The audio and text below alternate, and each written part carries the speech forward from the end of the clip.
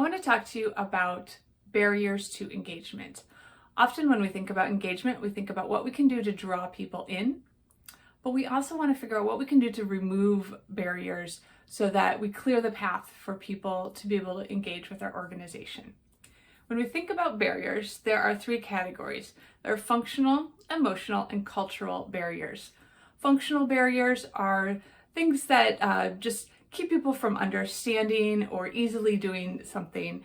So if you are trying to get people to donate, your website and your process needs to be very clear. People need to know where to click, and they need to understand where their money is going. Emotional barriers are how people feel. So with that same example, a donation process, do they feel the feelings that allow them to give money? Are they feeling welcome and a part of your organization? And then cultural.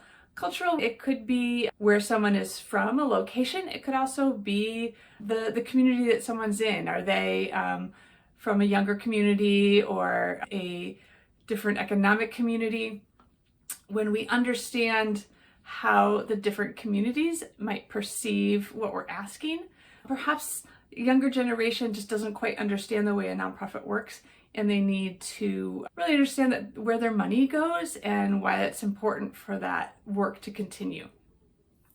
I use a healthcare analogy to talk about barriers sometimes because we've all experienced it and it's a little more clear.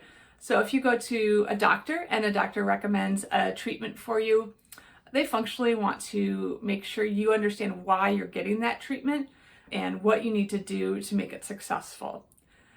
They also might think more emotionally about your treatment and uncover any fears you might have. Perhaps you had a bad experience with healthcare before, and that might prevent you from following through with this treatment. So they want to uncover any emotional fears that would prevent you from taking this treatment. And then lastly, culturally, perhaps where your community thinks differently about medicine, and so your doctor would really want to understand what are your systems for understanding medicine and how they make sure you understand this is important for your health. When you start to think about these barriers, it can really help you understand why people might be dropping off from engaging with you or not following through on their membership.